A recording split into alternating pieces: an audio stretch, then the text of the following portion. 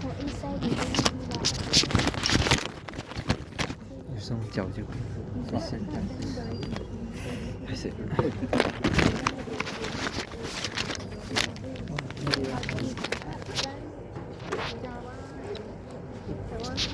I thought this app, right, for the admin very difficult to see. Like let's say you want to generate report, then it's a small app. To see everything. If something like website can open in the PC, so easy to see.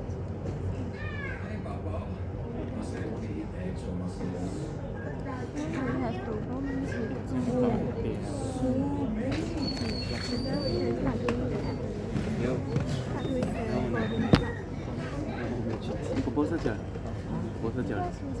辛苦的，等下这个 miss 拿听到听着。yang title 不完善，就不完善。一个人可以两个人可以。手机啊，再想起来，我再去找 Mr. 多，那 extend 给我，extend 不行，那就给帮我拿下里面的 power bank 最低，我是拿不上来。差不多。Super Mario 应该下一都比好手包。现在讲都手臂的话，应该比啊。刚刚你在角落，我就在角落。我这样大字都看不到我，对不起哦。你包，你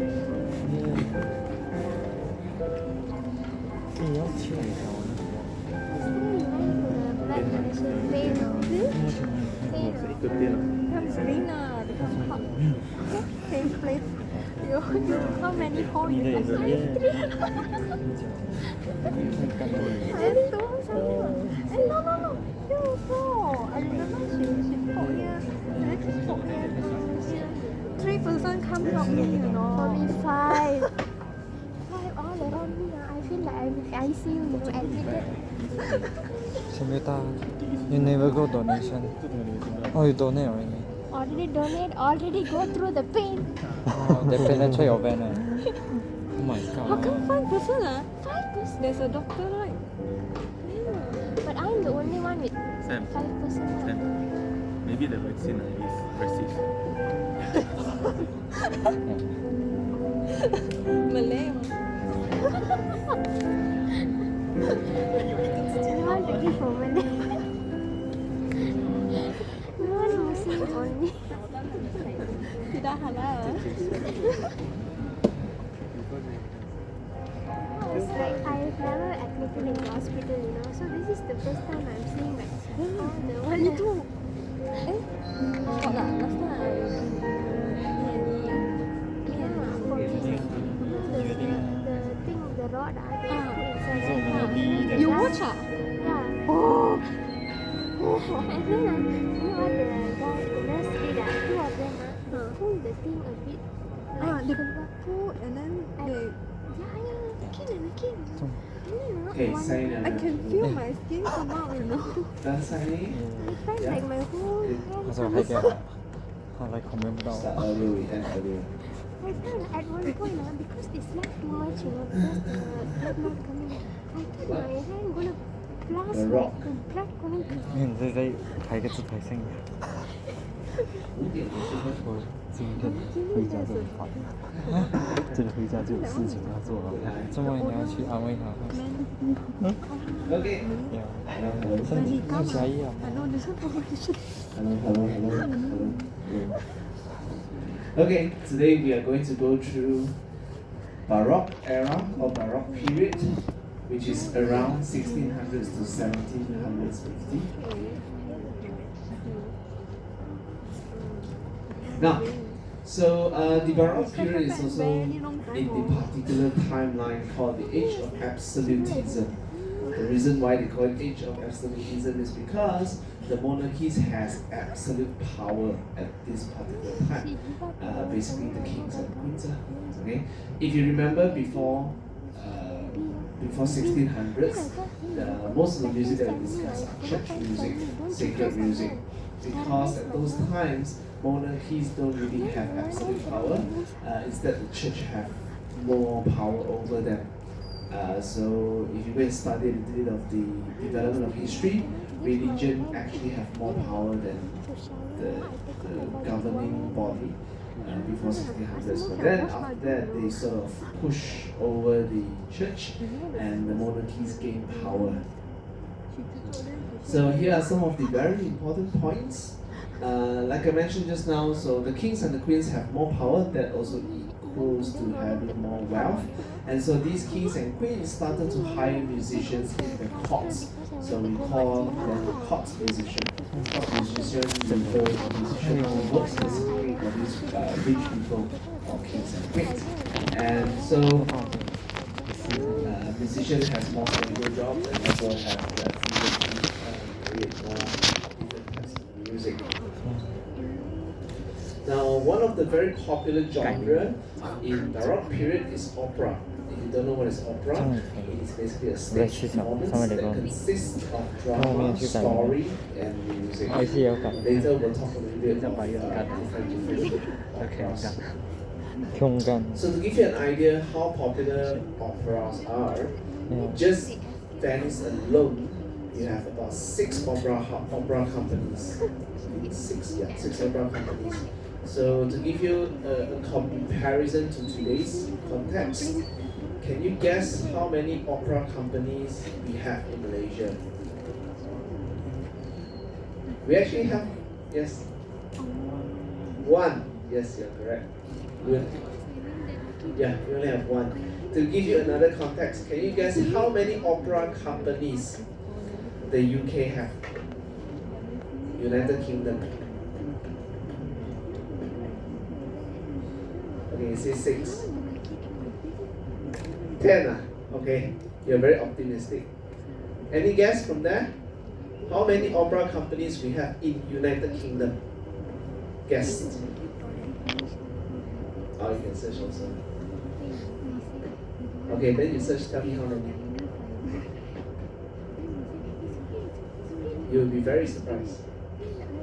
You have to understand United Kingdom, right? It's such a big country. How many? Huh? Zero? 0 is a bad number. Obviously, there are opera companies, if not I won't ask you. Right? Guess. Huh? 13? Opera houses and opera companies are different. Opera houses mean the hall. In Malaysia, we actually have 2 opera houses. We have 2 opera houses. One is the National Symphony Orchestra, Istana Budaya, just down by the Didi Wong Salik. And another one is the one that I told you before in Johor Bahru, the new hall they built. That is actually an opera house as well. Opera company, you have to search company.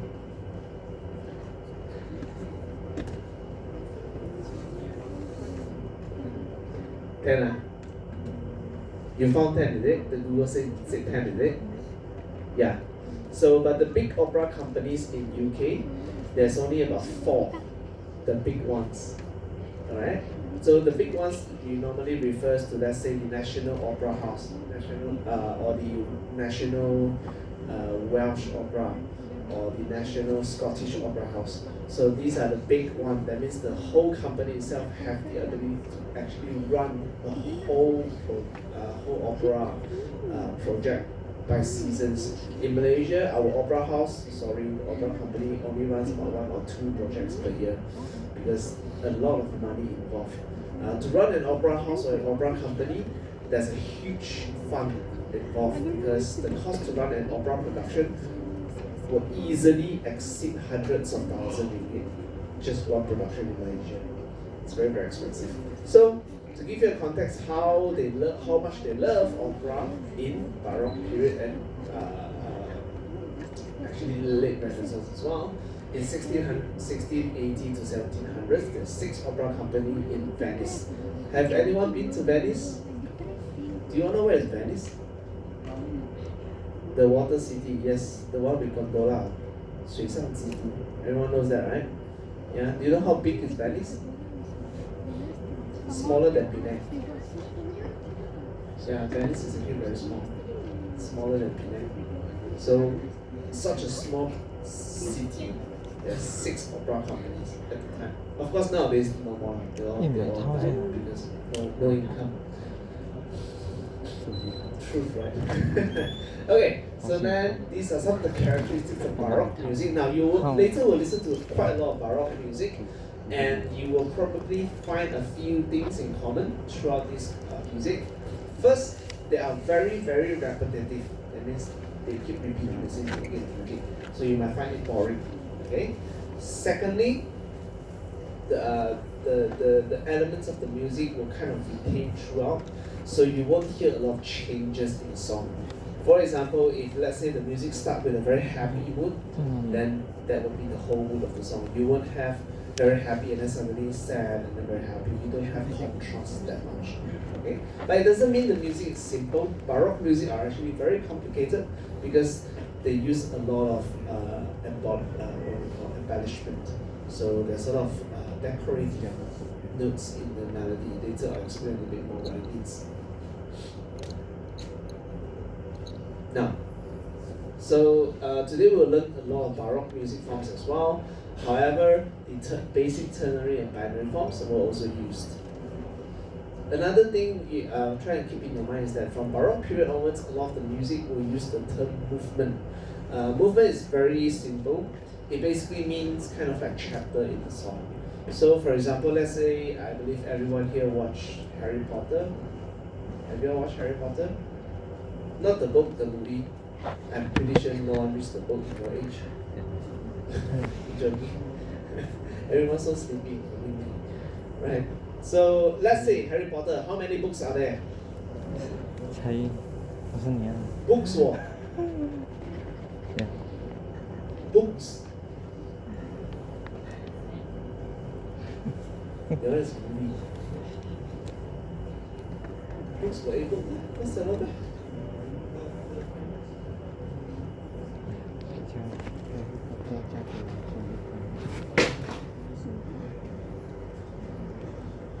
Tell me. Research.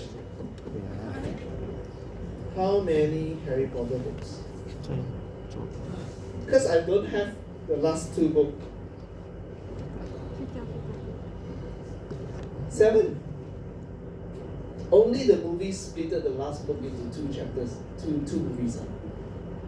That's why when you say 8 books, 7 books, I remember. I read all the Harry Potter books when I was like 14.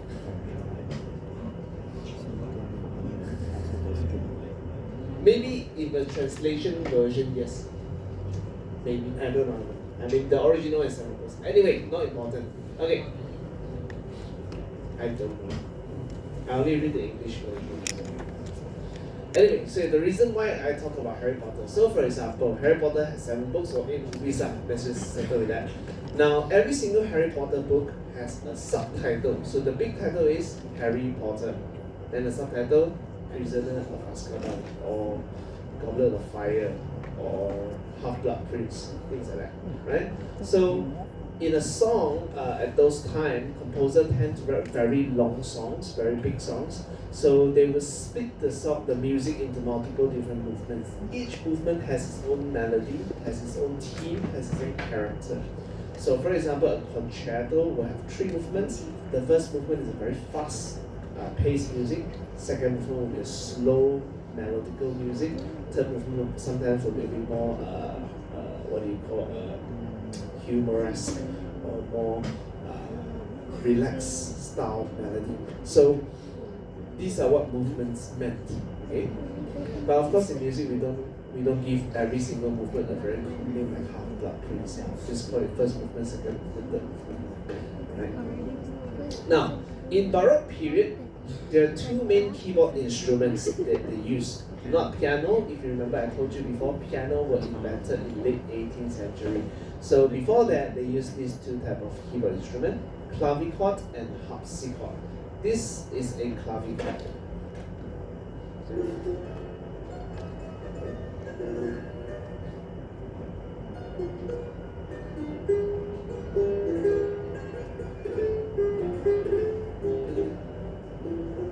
this is the clavichord. Again, there are lots of different flavours of clavichord. This is kind of the wild card keyboard instrument. It's never really died out. Early examples from the 15th century are quite similar in many ways to examples from the 18th century, to the 19th century, and it didn't need to be revived because there's still a hardcore of enthusiasts building clavichords through the 20th century and the 21st century. It's now achieving great popularity, but as you can hear and see from this style of instrument, it achieved great popularity, but in very, very small circles. It's an exceptionally quiet instrument. It is a very loud chord. And that's it. So this is quite a loud clavichord. This is a copy of an instrument from about 1700, originally made in Leipzig. And this instrument is a certain flavour of clavichord called a fretted clavichord. And what that means is that certain notes share pairs of strings, which means that some notes combinations are not possible. So I can take, for example, the C, the B, and the C sharp, and they all share the same string. This is a triple fretted clavichord, which is quite rare. And what it means is that if I play the C sharp, I then can't play the C or the B, because they all share the same strings. What this means in practice is you have to be very, very careful, very precise about your finger touch. And we find theorists from the 18th century particularly talk about that when you master the clavichord touch, you can play anything else, the fortepiano, the harpsichord, the organ, really, really wonderfully well. And to a certain degree, that's absolutely true. This little instrument, though, has a lot of expressivity within its very quiet dimensions. You can play sort of loud, sort of soft. You have a certain degree of controlled dynamics, which is rather nice. And we also have this amazing effect called the bay bum, whereby if I vary the pressure of my finger when it's playing the note, I can alter the pitch of the string a little bit and give myself a vibrato with a string player. So if I play a straight note, it sounds like this. If I play it with the bay bum, it sounds like this. And this is a very expressive thing that composers knew and were writing for. That's only really possible on the clavichord.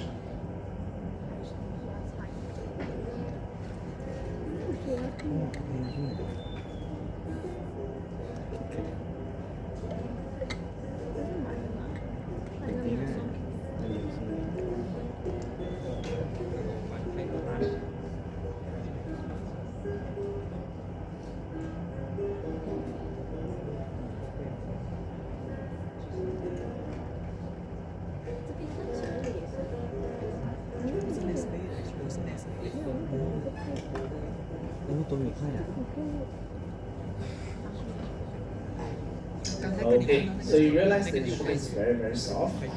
The real instrument is also very, very soft. Even if I have the real instrument here, play people around the middle, you probably can't hear it. It's a very, very soft instrument, but tend to be performed or used in a small room setting. Okay, that's basically what it is. So you can sort of see it as the very first type of keyboard, the digital keyboard that we have nowadays. That's how it is. And another instrument is a little bit more well known. You've probably seen it before. This is called a harpsichord. This is called a harpsichord. So the harpsichord kind of looks like a grand piano, but it's not really a piano because the mechanism used in the instruments are different. Let's hear what it sounds like.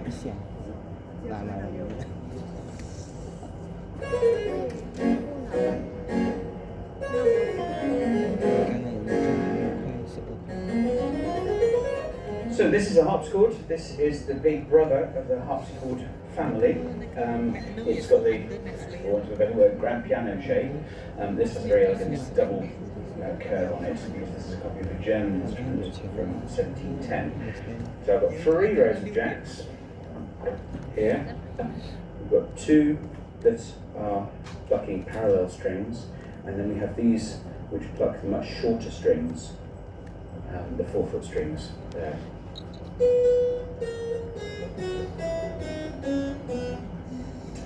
We have 2 keyboards on this particular instrument, and that is so we can have a bit of tonal contrast between loud and soft, well, sort of.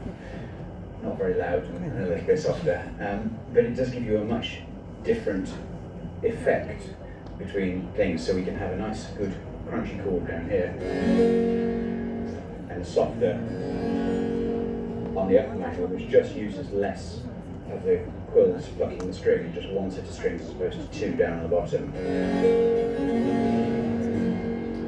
The harpsichord was the perfect instrument for accompaniment. You found them in the church, you found them in the court, you found them in domestic environments if you had the space and the time and the money. Their instrument is really the sort of top end of the harpsichord buyer's market in the 18th century.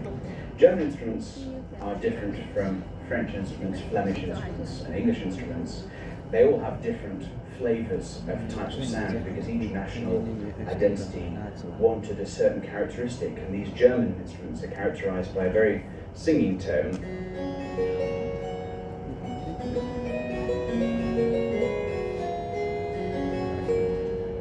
Perfect for those beautiful lines in Bach.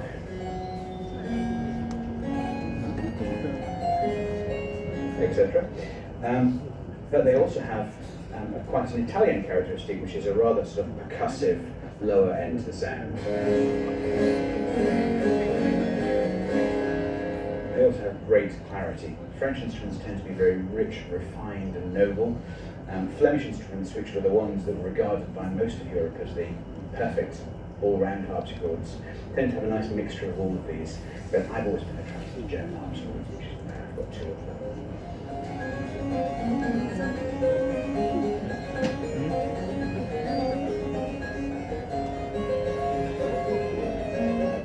Okay, so you can sort of hear the instrument has a very different tone compared to piano, but the piano has this richer, rounder tone, and this is kind of like plucky, spiky sound, bright color tone. That's harpsichord for you. Now we are going to go through these 5 composers today, and also some of their music. Monteverdi, Purcell, Vivaldi, Bach, and Handel. And also these are the types of music that we will go through today: concerto grosso, fugue, opera, baroque suite, chorale, cantata, oratorio. Quite a lot. So first, this is the most important of all of them because a lot of time we will always ask you about this. This is concerto grosso. Concerto grosso means you have a group of soloists playing against the orchestra or group of players, right? And it's always in 3 movements. Remember the third movement. So it is a big piece of music. It has 3 different songs in there. It makes sense. So the first movement is always fast. Second movement slow. Third movement fast. First and third movement is always in something what we call a ritornello form. So this is another form of music. Ritornello form. The word ritornello means to return. Keeps returning, right? So this is how it works. In the music itself, it has 2 main sections. One we call tutti, one we call solo, right? So tutti in Italian means everyone, everybody. So this is how the music works. In the beginning, everyone will play the melody together. Then you will have the soloist play a small fragment of the solo section, whatever the composer writes. Then the tutti will come back and play a ritornello fragment. So instead of playing the whole melody, they will just play a small part of the melody that is recognizable to you. And this keeps on going on and off, so alternating between tutti, solo, tutti, solo, tutti, solo. And then until the end, everyone plays the whole melody together and ends the song. Make sense? So if you look at the structure, in the beginning you have tutti, everyone plays the melody together. Solo comes in, play whatever they need to play, the soloist. Then the tutti comes in, so tutti means everyone. They will just play the fragment of the original melody instead of playing the whole thing. Okay? So the ritornello form is used in the first and the third movement of concerto grosso. The second movement of concerto grosso doesn't have any form. Composer can do whatever they want. Now, one of the most important composers in Baroque period is Johann Sebastian Bach. Right? You all probably read about him before, but don't know who he is. So he is also known as the father of music because a lot of his composition and also his works were used as a study material for 18th century composers. So a lot of his fundamental ideas were kind of developed throughout history. Until today, some of the composers will still refer back to his writings. If you're a music student, you actually have to learn some of his composition to study them. Okay. Now, this is one of his work. This is called the Brandenburg Concerto, but I don't want to play this version because it's very hard to understand the melody. I'll use another version. 停时间的游戏，平时的 Concerto. 的游戏数字。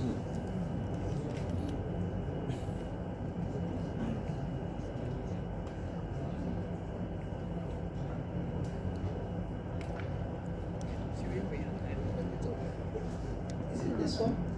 Okay, Sorry, let me double check. mungkin tak I ada. don't think it's this one.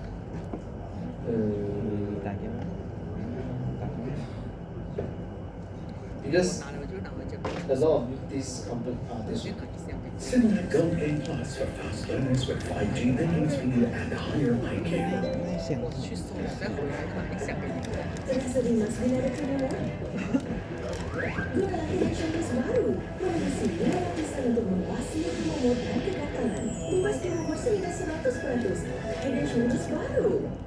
'Head and Shoulders Professional baru terbukti secara klinikal berkesan terhadap tempoh yang teruk. Head and Shoulders baru.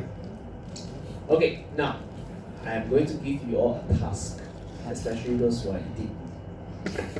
I'm going to play this melody, then I would select one person to come down and sing the melody for all of us.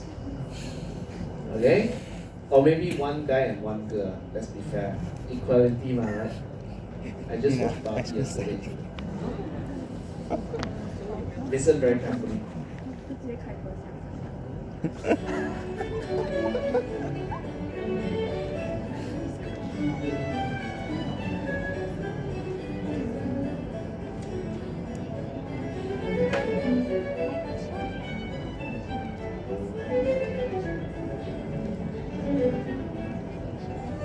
Okay.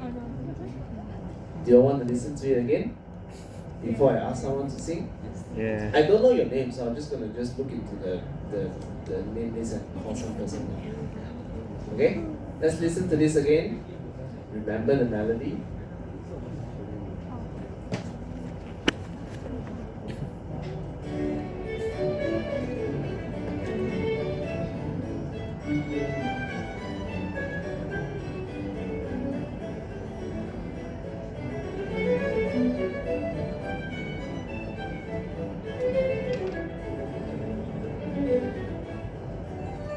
Okay. Come.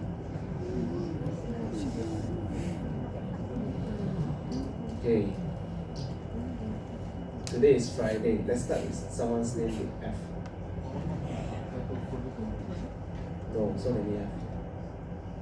Anyone's surname start with F? No, right? Normally Chinese surnames don't have F. Oh, actually there is. Martin. Franz Martin Tamjian. Where are you? Raise your hand. Not even here. So who helped him to take the attendance? Be honest. Where is Martin? Not here. Where is his classmate? Can you raise your hand? The classmate Martin. 这么团结啊，一个两个，这样听咯。诶，我不能听的。喂，安晴色了哦。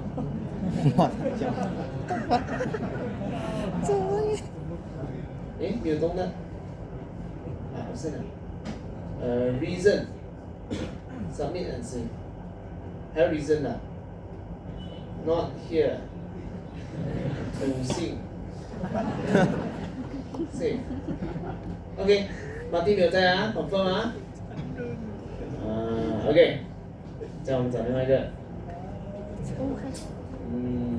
国宏，国宏呢？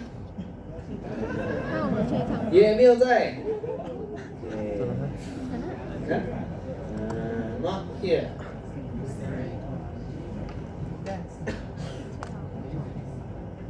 不要啦，好了，打很惨。OK，再找一个。称义， Where is Cheng Yi？也不在。OK。知道了，好晕哦。其实我很想快点叫你们唱完了，我就继续讲，我就给你们讲。可是没有来我，没变哦。OK， 继续。刚亮。这个肯定有来，笑这样就是有来。也是没有在。谁定的？自己定的，当做没有来。下个礼拜你唱歌啊？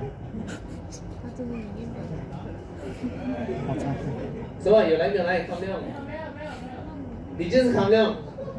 然后你宁愿不要拿单，但是不要唱歌了。哎，你这个也太搞笑了。来，我给你播多一次，你唱2句就好。唱走音也不用紧。来，来啦！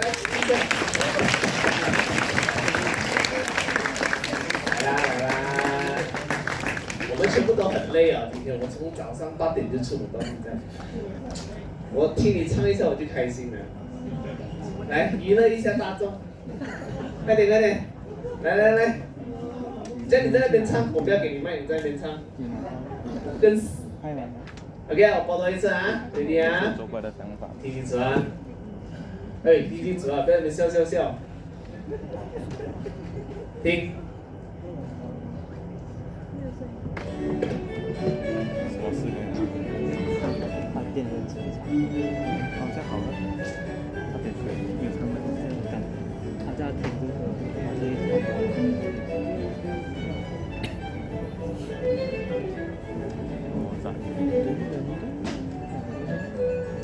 OK， 你唱前面2个 note 就好了，你唱拉或者 whatever vowel you want to use。Yes， OK。快点。唱多2个，这样开始做什么？你唱得很好听哦，可能班上女孩子喜欢你，或者男孩子啊，我不知道，不是啦。我的朋友叫结束。OK， 好。我的朋友随便啦，重点来了嘛，我就知道你唱不到啊。真的，你唱你快点唱。啦 ，OK。So, okay, no. Actually, the whole point is not that he can sing the melody or not. The whole point is, do you think the melody is easy to sing? No, right? So that's one of the points I'm trying to prove, okay? Despite 3% didn't get the attendance.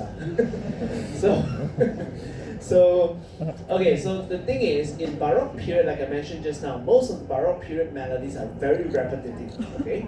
However, it doesn't mean they're very simple melodies, they're actually very complicated because composers at the time loves to use embellishment, so something what we call decorative notes. Okay? So is there ready? Da da da da da. They'll go da da da da da da. They'll do something like that. So in this case, the melody goes bum bum bum bum ba da dia da dia dum bum bum bum ba dum bum ba dum ba dum ba dum ba dum ba dum ba dum ba da dia dum bum ba da dia dum bum. So you can hear a lot of things going on, right? But if you go and dissect the melody, you realize it's basically just a very simple melody, except the composer will add in a lot of complicated notes between them. We call these writing embellishment or decorative notes.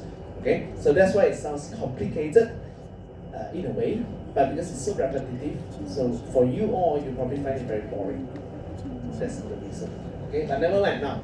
The melody that you just heard is the ritornello or the tutti section. Everyone plays the same melody. Alright, we'll listen to that again and then I'll guide you through the music.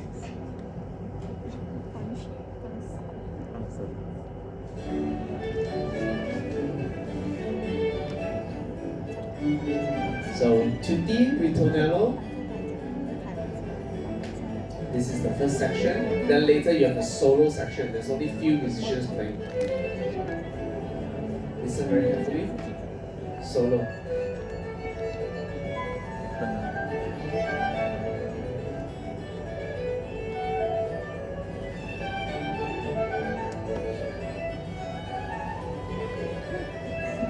So after this, you will hear a small part of the original melody repeated by everyone. Here. then solo continues. Get the idea? So in ritornello form, in the middle section, every single time when the tutti comes back, they don't actually play the whole melody. They only play a small part of the melody, from the original melody, a fragment, and then they pass it back to the soloist to play whatever they need to play. Make sense? Then this goes on for a while, and until the end, everyone plays the original melody as a whole together again and ends. So that's basically how ritornello works. So it doesn't have A, B section. It's just tutti, solo, tutti, solo, tutti, solo. Yeah. Make sense? Okay? So this is ritornello form. You get the solution. Now next we're going to look at one of the most complicated composition. This is called fugue. Fugue is a polyphonic composition. It is usually used as a teaching material for beginning composers. So how does it work? It's like this. In fugue, the main melody is not called theme. If you remember, main melody will call it theme. But in fugue, we'll call it subject. Because this is normally used as a teaching material. That makes sense. So typically, a fugue will have 4 different voices. You can see on the slide: soprano, alto, tenor, bass. So if you don't remember, soprano, alto, tenor, bass are actually human voices range. Okay, so soprano is high lady voice, alto, lower lady's voice. But here, it is not referring to human voice. It is just there to sort of allow you to understand which melody the pitch range is composed in. Okay? And in fugue, you also have counter subject, where when you have a second idea introduced to you. In this video, it's going to try and explain a little bit further. That they will show you a video with graph, and then I'll tell you how to look at the graph. A fugue is a type of musical form that gained popularity in the Baroque period, but it is still studied and used by musicians today. Fugues and fugal elements even appear in pop music from time to time. For instance, in the 1975 song On Reflection by the band Gentle Giant, there are sections of the song that use fugal techniques. In this video, we will seek to understand how to listen to a fugue and understand the basic structure of the form. Composers use forms in the same way that other artists often rely on preset structures and methods to organize their ideas. In the Baroque period, the master of the fugue was Johann Sebastian Bach, a German composer who became so good at composing them, he could make them up on the spot. We will be using one of his most famous fugues soon as an example. A fugue uses a type of musical technique called counterpoint. Counterpoint is where multiple melodic lines can be followed independently, but together form harmony. It is a type of polyphonic texture used in music and can be classified into many different types. It will be important, therefore, for you to learn to listen to each melodic line as well as hear the harmonic structures they form together. In a fugue, there is usually one main melody that is used over and over. We usually call a musical idea that is used again and again within a work a theme, but sometimes in specific forms, like the fugue, we have a special name for that theme. In a fugue, this main melody is called a subject. Of course, just playing a melody over and over would be rather boring, so in a fugue, composers began to pass the subject from one melodic line to another, often appearing in 2 different keys. We usually refer to these melodic lines based on the general pitch range in which they appear, using vocal registers to name them. In our example, Bach's Little Fugue in G minor, the subject is first heard in the soprano line. It will then appear in the alto, tenor, and bass lines. The soprano line doesn't stop playing once the alto line comes in, though. It will be playing in counterpoint with the alto line, creating polyphony. As each line enters, the polyphony builds in complexity, and the harmonic possibilities increase. Some fugues use less melodic lines than our example by Bach, and others use more. There is also no set order in which the lines enter. This one just happens to have them enter from top to bottom in that order. You should notice that when the alto line enters, it sounds like it's playing the subject, but at a different pitch level. That's because the composer has changed the key by the time we hear the second line come in. When the subject is presented in a different key, we call this the answer. There are different guidelines for which keys the answers appear in, but we're going to keep this video simple since it's designed for a general music appreciation class. What's important to know is that the second time the subject appears, it will be in a different key and is now called the answer.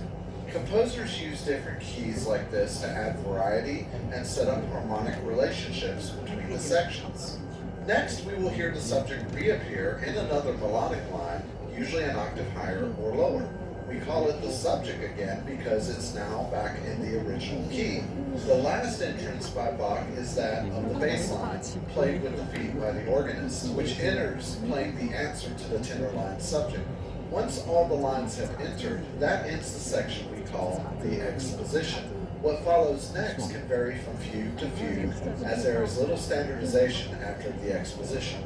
It usually is a section where either the subject or new contrasting material is developed using counterpoint and other techniques. That is why these sections are usually called development sections. They sometimes feature episodes that use the subject or other ideas in new and interesting ways. Sometimes composers present the subject backwards or invert the intervals of the notes in order to squeeze more musical possibilities out of the subject. In our example, Bach keeps it fairly simple by using the subject in a few episodes without changing it around too much. This gives the listener some familiar ground in which to feel safe as he or she explores other, less familiar themes, and is part of the reason this fugue is fairly easy to follow. Before we listen to Bach's Little Fugue in G minor, you may be wondering why the word little is in its title. It is to identify this particular smaller fugue from others he composed in the same key. You will notice in the performance of the fugue that a visual representation has been provided using a different color for each of the 4 melodic lines. Let's take a listen. Okay, so now in this example, I'm not going to play through the whole thing, but I'll play you through half of it. What you can do is that you have 4 different colors line. Each line represents different vocal range, so soprano, alto, tenor, bass. And the easiest way to sort of understand this is to try and memorize the first 3 notes. So the melody of the first 3 notes goes bum, bum, bum. Just remember these 3 notes. Every single time you hear it, that means the another line is beginning the same melody idea. So this is soprano line.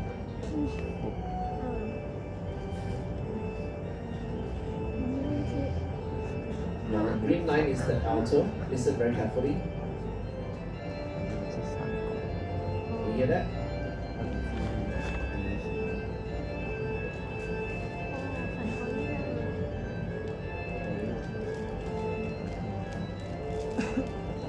So the gray color line is the tenor. Listen very carefully.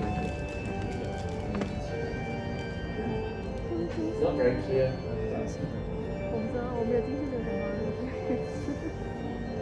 And then the red color is the bass.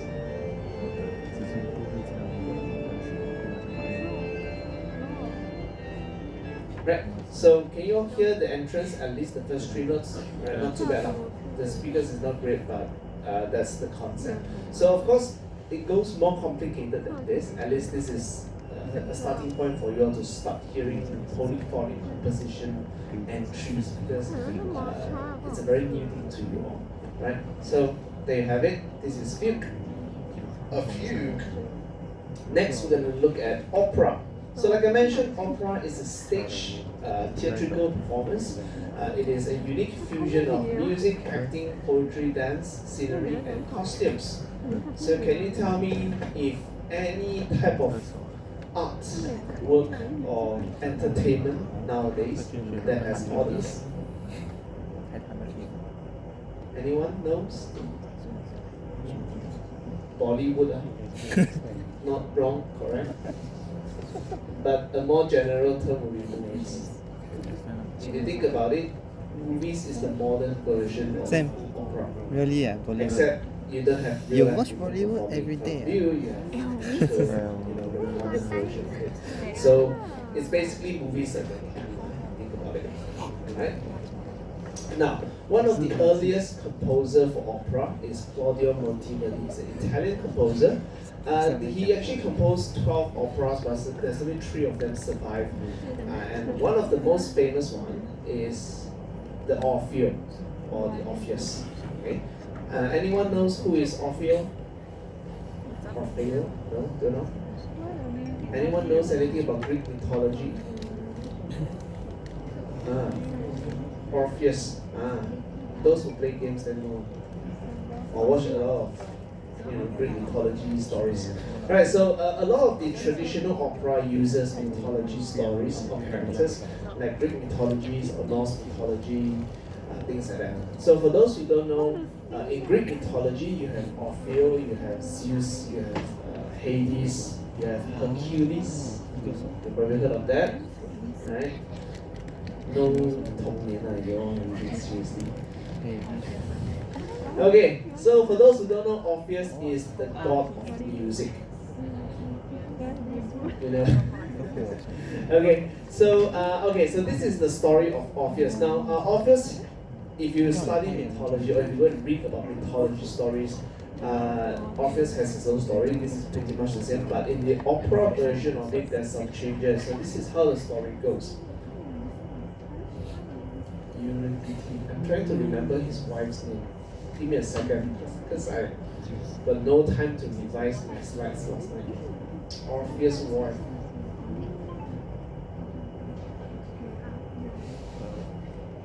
Eurydice. Okay. Right. So this is how the story goes. Orpheus is a music god actually. So what he does all the time is to sing songs. And if you look into Orpheus' characters or the portraits, he will always have a small lyre. Lyre is kind of like a mini harp, if you will. Okay. So Orpheus, the story goes like this in this opera. Orpheus was getting ready to get married to his beloved fiancée, and her name is called Eurydice. Right? So when Orpheus was preparing for the wedding, suddenly there's this maid came over and in a very urgent manner, and told him that his wife was just bitten by a poisonous snake and she died. So Orpheus was very, very sad. Then what he did is that he wanted to bring his wife back to life from the underworld. So if you ever read mythology, you will know that you have heaven, you have normal human world, and you have the underworld, right? So in the underworld, in Greek mythology, it is guarded by a god called Hades, right? So what happened is Orpheus went to see Hades and told Hades that he wants to bring his wife back to the human world. But Hades said he cannot, she already died, right? So Orpheus started to sing. So he started to lament, he started to sing very, very sad songs about his love, telling Hades that how much he loved his wife, pleading Hades to, allow him to bring his wife back. So Hades was deeply moved by his singing and told him that, okay, fine, right, you love your wife so much, I got nothing else to say, take it. So he told Orpheus that, you can bring your wife back, but under one condition. No, that would be too cruel. This is cruel. So there is one condition. The condition is, he told Orpheus, you must walk all the way to the Middle Earth, to the human world. But through your journey going back, no matter what happened, you must not turn around. Probably come from here. This is older. Right? So, but Hades told him, I guarantee you, your wife will be following you. Okay? But no matter what happened, you must not turn around. Okay, that is the only requirement. Sounds very simple, right? So Orpheus obviously was very happy. Then he said, okay, so let's go home. So he started walk. And then he realized there's no footsteps following him behind. It's utterly silence. So he was really worried that whether his wife were actually following him back to the world. But he remembered that Hades told him, no matter what happened, you cannot turn around. So he hold on to his curiosity and slowly walk, and just almost at the gates of reaching, Middle Earth, he cannot take it anymore because he was wondering whether his wife was following him. So he turned around and he saw his wife disappear in the thin air. Then, obviously, he broke the promise. So his wife never followed him back to Earth. He was very, very, very sad. Now there are two endings to this story. The original ending tells that Orpheus actually killed himself. The original version of the story, Greek mythology. But in this version of opera, what Orpheus did is he sat there, very, very disappointed at himself, and he started singing all day long, non-stop. And then Zeus saw this. So Zeus told him, if you don't know, Zeus is kind of like the biggest god of all. Yeah. So Zeus told him, since you love Eurydice so much, I'm going to make you immortal. You shall join me in the heavens, but I will give you the ability to overlook Eurydice in hell. That means he will be at heavens, but Eurydice at hell, but he can always overlook her for eternity. So that is the whole story of the opera. Right? Now, this song is called Tu sei morta. Tu sei morta is Italian for you are dead. So this song was sung when he received the news of Eurydice's death.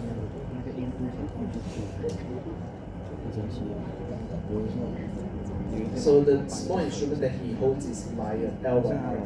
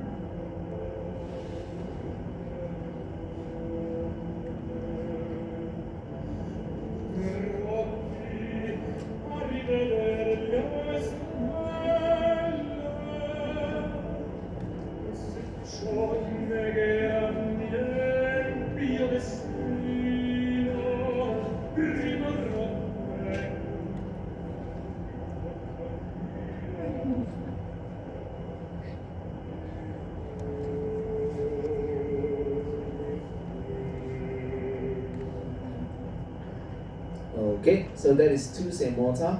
Now you can sort of see that the style of the music or the melody are pretty interesting in a way. It sounds ancient to your ears, but you also realize there are some parts it kind of changes the mood very rapidly, right? Towards the end, he actually thought of Eurydice and he's like kind of happy.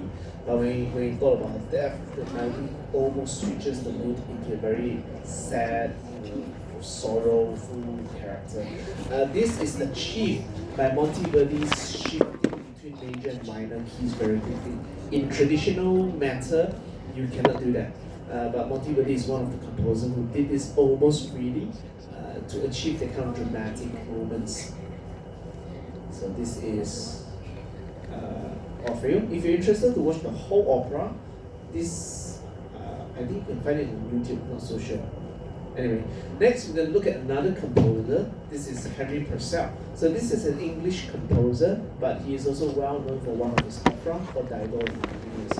So in Purcell's composition, he always used a lot of English folk melodies, a lot of English styled compositional techniques, and he uses something called basso ostinato. Basso ostinato is known as ground bass.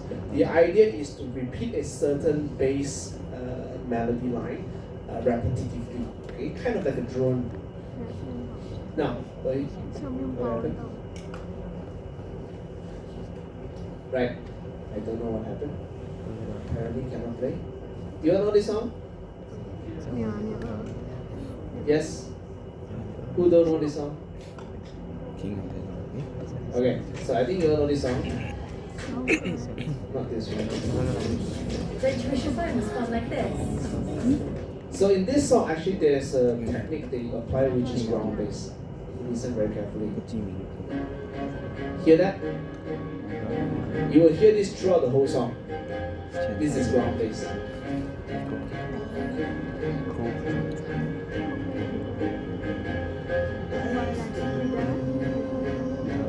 So young.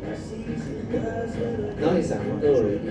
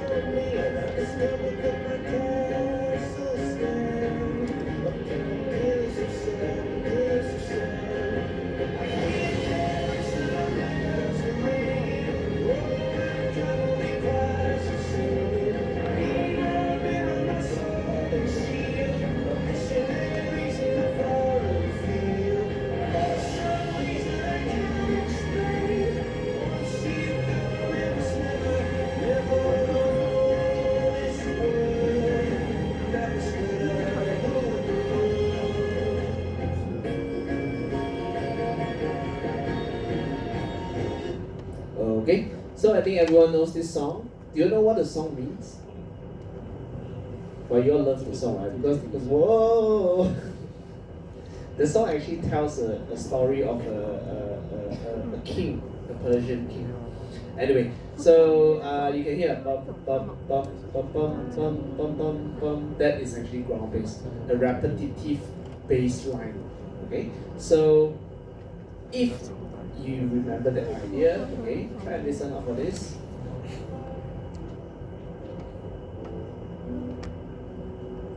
So please remember this melody.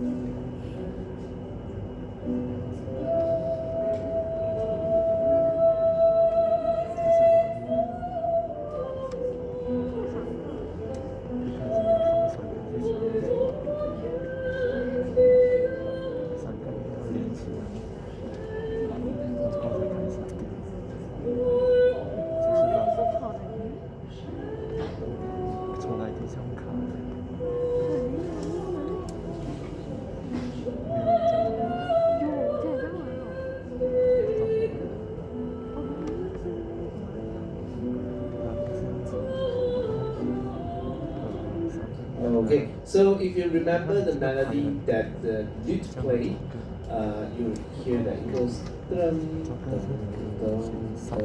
drum dum dum dum.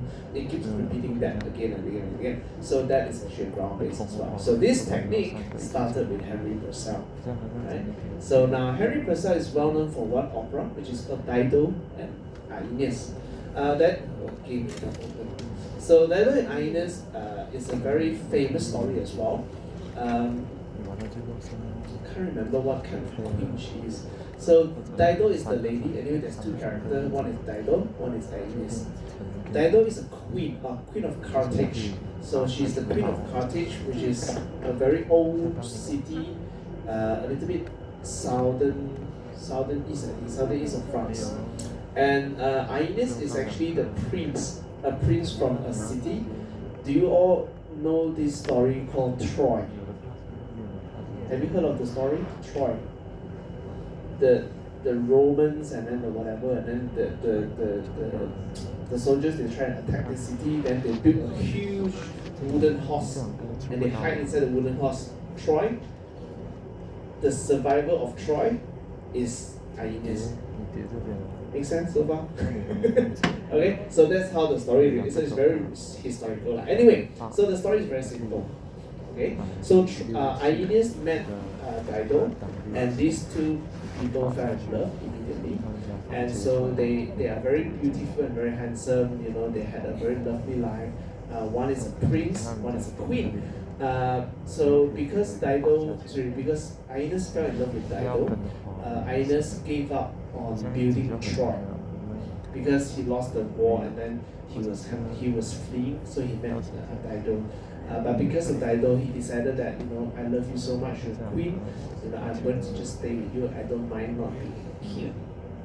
So Dido was very happy, and they had a lovely time together. But then there is this witch. Right? This witch has problem one. Right? The witch hates to see people happy. So when the witch saw that this couple was so lovey-dovey, the witch decided to break these two persons up. So the witch sent a cursed doll. Okay, this is a magical story.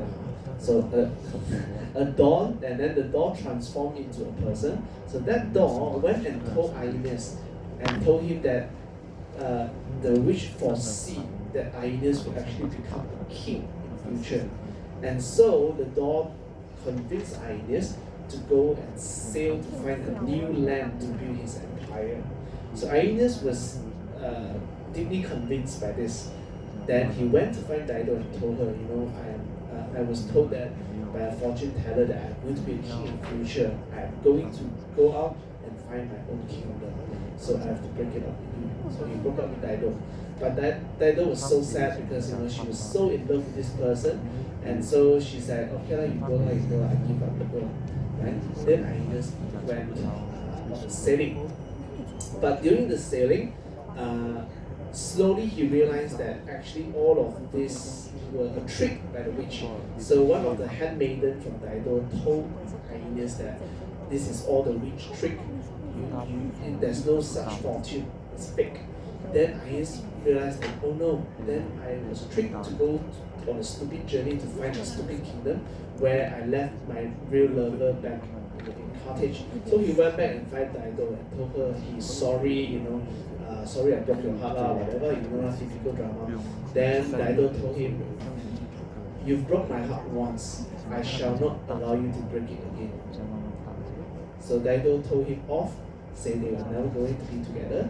But when Aeneas went away, Dido was so sad and so heartbroken, she killed herself on the spot.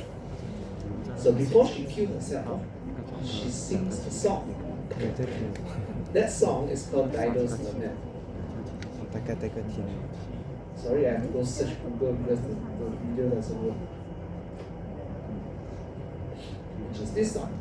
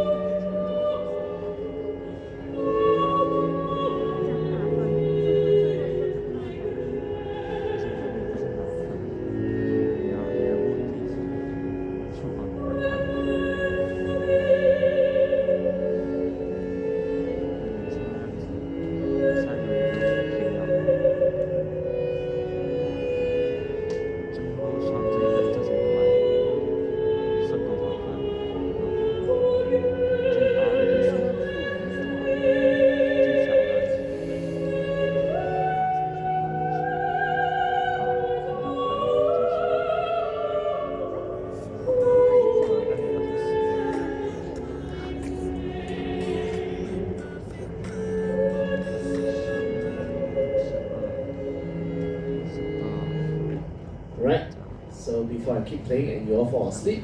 So this is Dido's Lament.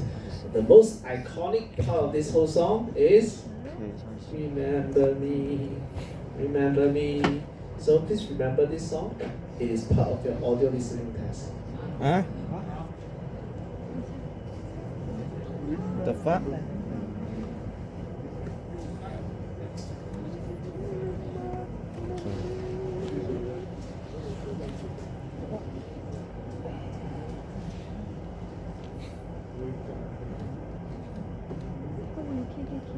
Okay, please remember this, huh? So I already told you the easiest way to remember it. Remember me, remember me, remember me.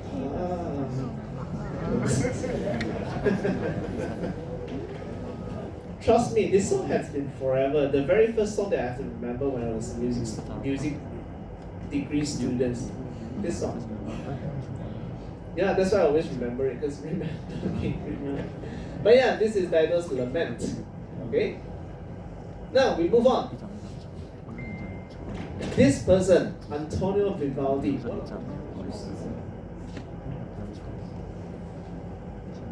hello. Okay. So this mic is so bad. And it's already kind of shaped wrongly. Someone bent it or whatever. Okay, so Vivaldi. Now Vivaldi is also an Italian composer. In case you're wondering, there's no Italian there, but it says Venice. Venice is part of Italy, just in case you're wondering. Okay. Now he is very, very famous because he himself is a very well-established performer. He could play a lot of instruments, but he is more profound in violin. That is also why he composed a very famous violin concertos. Now, one of the most famous songs about him, again, I don't know why. I believe you all know this song. This is Spring from Fourth Season. I guarantee you know this. If you don't know, I also speechless. Don't know.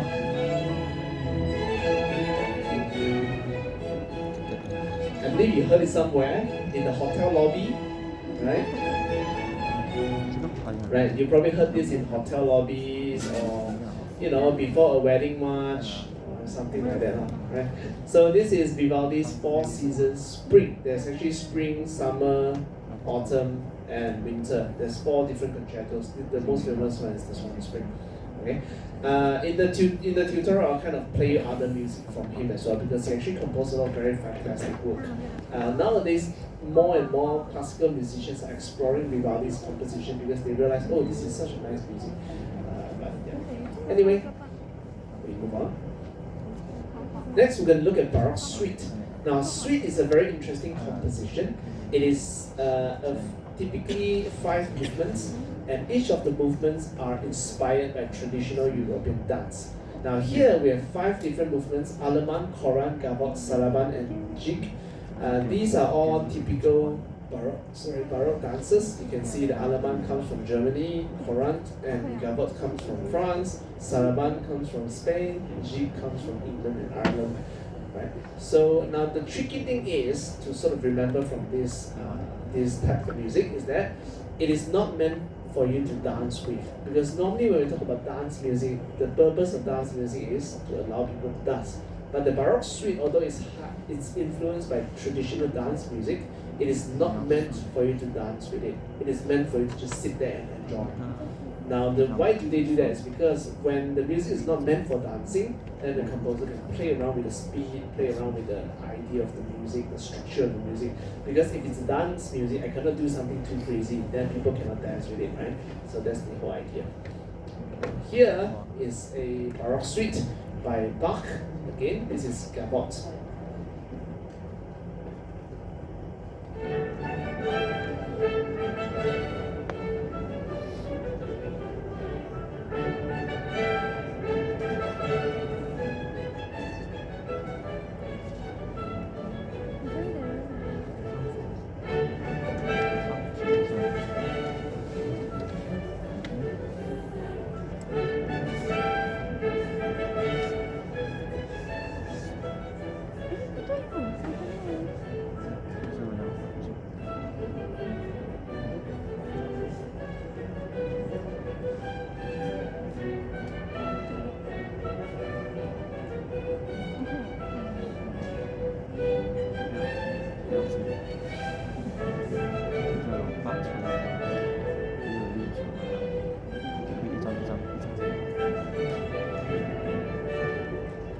Okay, so this is a gavotte by Johann Sebastian Bach, the father of music. Now Bach actually composed a lot of different music, but most of them are sacred music because he actually worked as a musician in a Lutheran church and he's a very religious person. But however, he did compose a few secular music, for example, like Suite or the Brandenburg concertos. But he actually wanted to become a court musician because court musician makes a little bit more money compared to church musician, and he has about 18 kids, I think. Yeah, a lot of kids. Yeah, I think 18 kids and then 10 died, and then 8 survived, something like that. Yeah, can't remember. Anyway, so yeah, so he needs a lot more money, apparently. Now, next we're going to look at the sacred music of Baroque period. So this is chorale.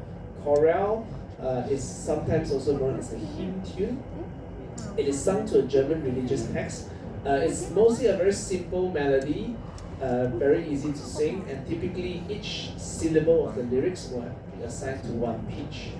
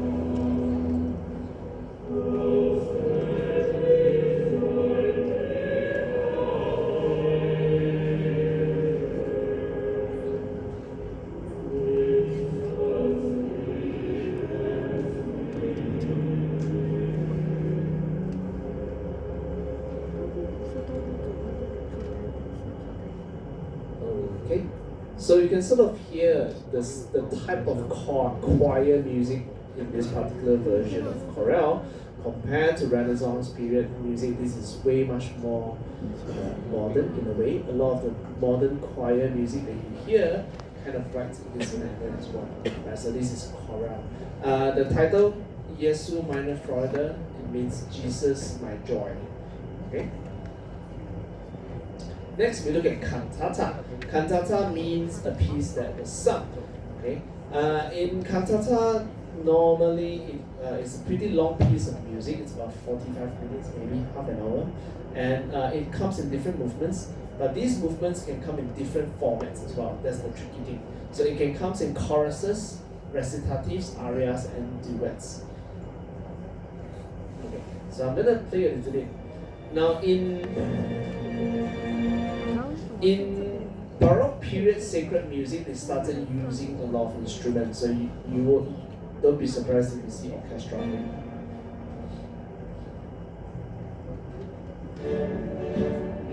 So this first movement is a choral movement called chorale. Remember the genre that we just talked about, chorale? It's the same version except in cantata they add in orchestra.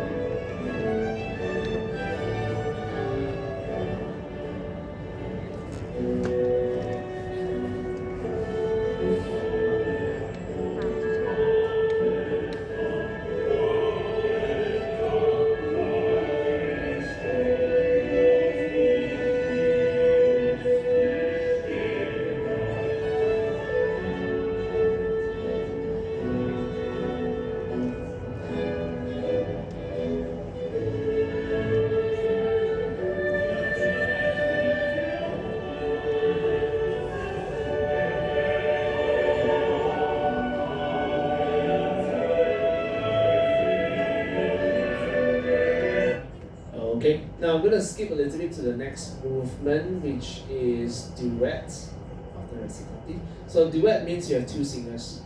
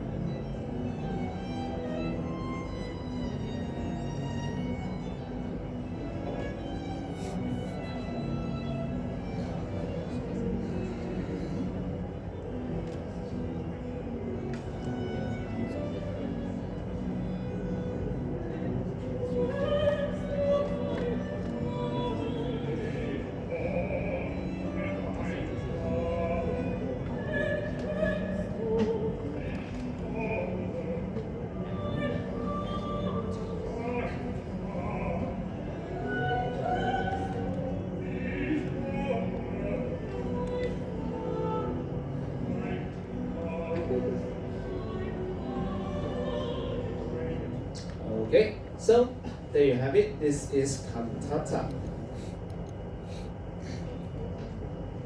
Now next we're going to look at oratorio. Oratorio is a way larger scale of sacred music performance. If you want to make it easier for you to remember, it is the sacred version of opera.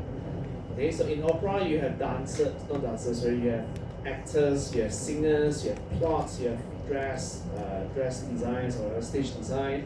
In oratorio, you don't have all those. You only have singers, plot, and music.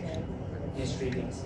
So if you remember last Saturday, 29, I told you all before, on that particular day, they also have another big performance called St. Matthew's Passion. That is oratorio. Okay? So normally oratorio is about 3 hours long, very, very long. It is always based on stories from Bible. The reason why they do this is because a lot of the church composers, they want to compose music like opera because it's an interesting format to write in, right? But the church don't like it because you use mythologies which is opposed of the church belief, because church believes in God, right? Mythologies are kind of like, some right? So they don't trust it.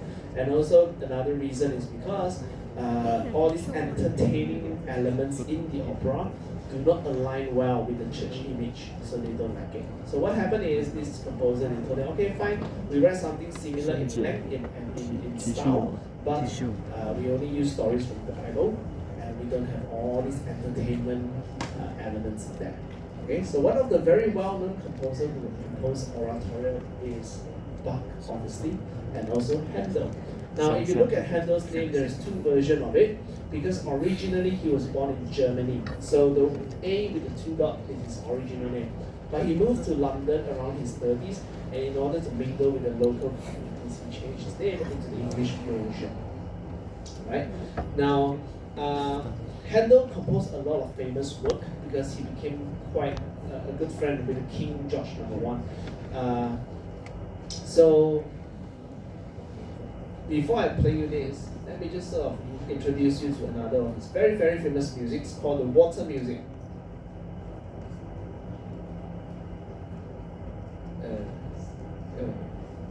One second.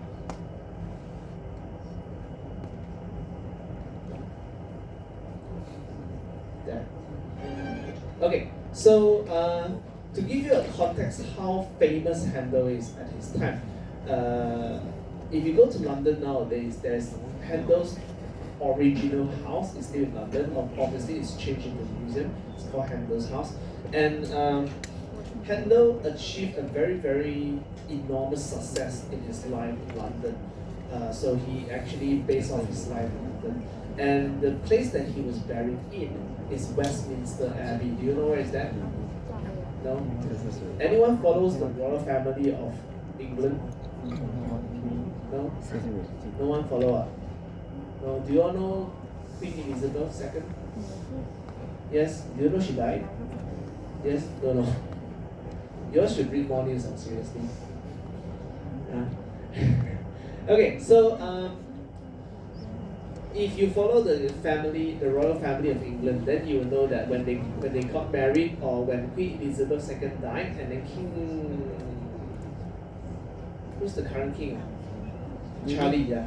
So King Charlie goes on the throne when he was I can't remember the word for it. 当他被封的时候了 yeah, 封 as the king as well. Then the place where they announce him as the king, that whole cathedral is known as the Westminster Abbey. So it is the royal cathedral. Okay, so all the kings and queens of the England from I don't know 8th century or whatever, all of them are buried in Westminster Abbey, and you can actually go and visit them. So if you go to Westminster Abbey, you can buy a ticket, I think at £20 or something. Then you go inside. It's a huge cathedral. Then you can walk. Oh, 这个就是个被砍头的皇。哦，这。Yeah, so you can actually see their tomb. Literally, you can go and look at their body. No body, like their tomb. Their body is inside. Yeah. But one very interesting thing, if you are a musician like me, you walk, then you realize, Purcell. Remember Purcell? The guy who wrote Dido and Pioneers? He is buried there. Then you walk, Handel. So in order for someone to be buried in the royal crypt, you must be someone who is extremely important to the history of England and extremely close to the royal family. So that gives you an idea how well known and famous Handel is. Okay?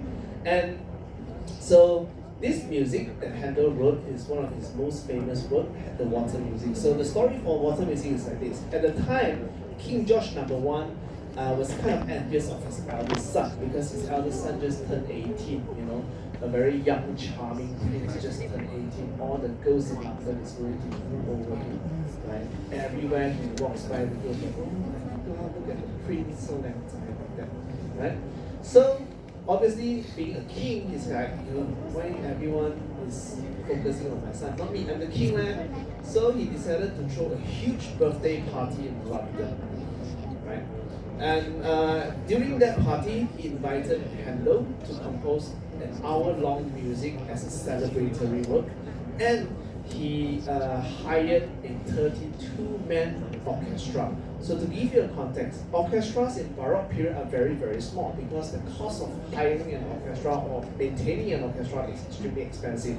So the orchestra in Baroque period are about 10 people or 15 people, that's all. Not like today's orchestra, 50, 100 people, right? So 32 people, that's a huge show off of wealth. And then he imported 2 new music instruments that English people never seen before from Italy and Spain. Then Handel wrote this piece of music. It's called the water music. The reason why it's called water music, because all the orchestral musicians have to sit on a boat and perform on the boat, where the boat will take them up and down the river Thames. So you don't know, River Thames is the main river that goes through London, where your London Bridge is, the main river, that's called River Thames. So when they perform the music, the king loves it so much, they told the musician play 2 more times. So imagine one music is 1 hour, 2 more times is 3 hours already. On a very, very cold English day, freezing on a boat, playing music for 3 hours just because the king likes it. That tells you how good the song is to the king. Okay? Now this performance is very interesting because all the instruments that the musician use are what we call period instruments. Is the exact copy of the instrument that they used at the time. So the sound you hear here will be pretty similar to what Handel or the King George I or the people in London celebrating at the time heard. Okay? Now this movement is called hornpipe. It's one of the most popular movements.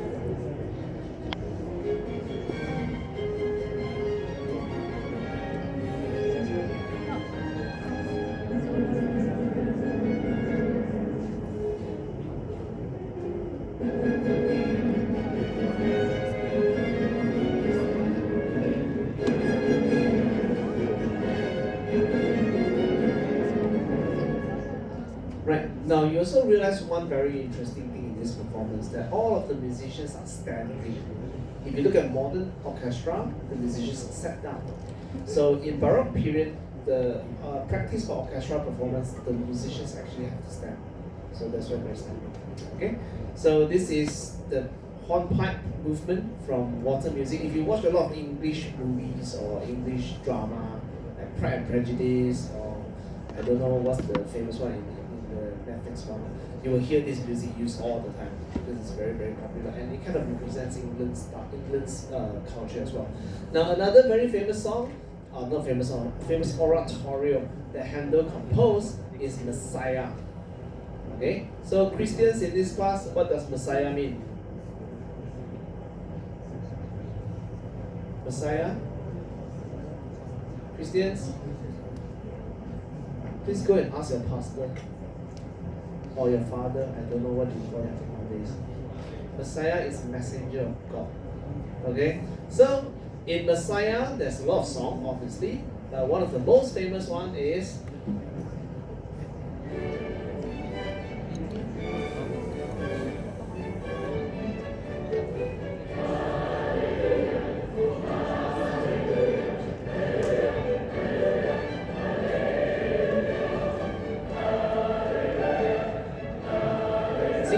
sing together.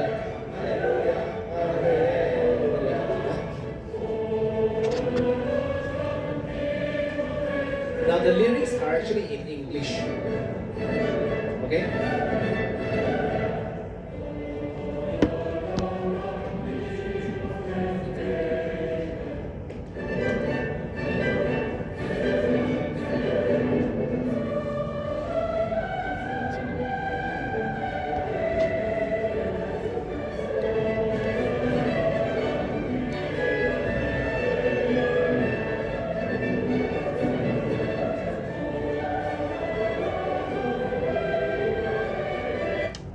Okay, so I believe everyone heard of this song before.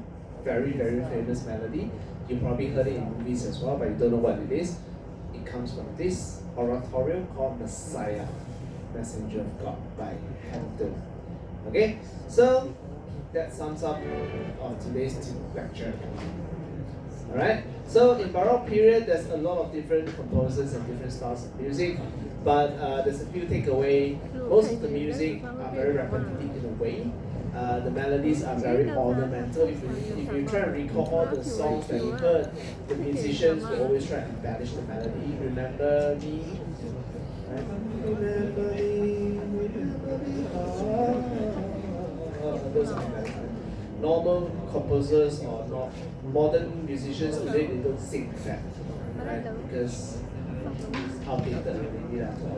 Anyway, so there you have it for today. Any questions? Why? You want to think for your friend again? Alright, before we end, I forgot to mention. So next Friday lecture, I asked your faculty. There's a lot of confusion. So I told some of the class we cannot replay. We will go on with the class, right? So I asked them. Apparently, we have to cancel the class, but we can replace it online. So, do you all want to replace it next Thursday? Online Huh? Online. Okay, can. Huh? What time? That's the question I'm asking you now. What time? 不要吗？不要，我不要你来。不要，我不要你帮我处理。对，不要你。So what is the best time that would be good for you all on Thursday? 8 a.m. 8 p.m. 8 p.m. If 8 p.m. then we end on 10. That is so tiring. And I know we have one replacement class next Thursday, right? One of the tutorial group. Huh? Next week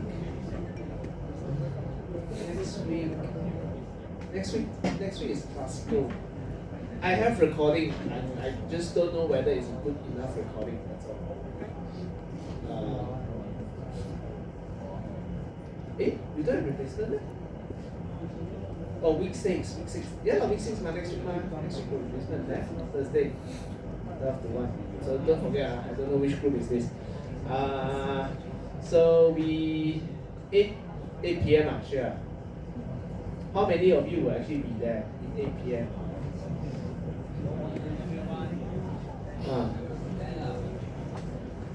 I'm pretty sure your soul is not there. I don't care. I am assuming that 99% of you won't be listening anyway. That's the thing with online class. It's not effective at all. So if it's 8 p.m. to 10, are you all okay with the time? Who is not okay with the time? Raise your hand. Everyone okay?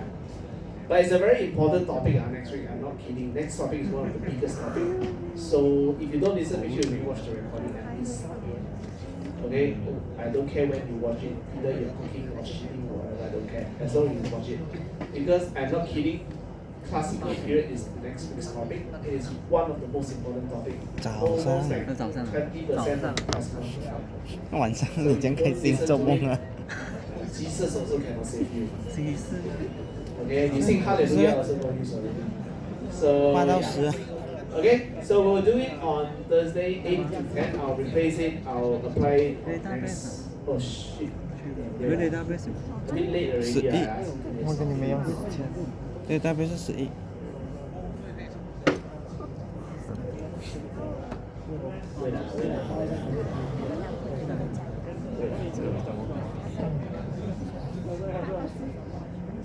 Okay, I'll tell you all what. Because if I apply it on Monday, I don't think they will allow me to do it on Thursday. But we will still have class of 8 to 10 next Thursday. But in your calendar, it will be replaced on 17th of October. You know what I mean? Yeah. So your attendance, I will just use the one that you all attend on the Google Meet. Okay?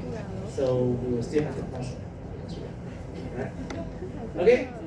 Any questions there? At least on Friday, you all can go and vote for the better Malaysia. The player is already up already. Today I saw PH and PN and whatever. 这甚至8点到4点， Okay, 下个 all the 拜 best. 四， Thank you all. See you all next week. 下个拜四，8点到10，下个拜四。 President's Cup, why? 是啊，不是吗？我太自由。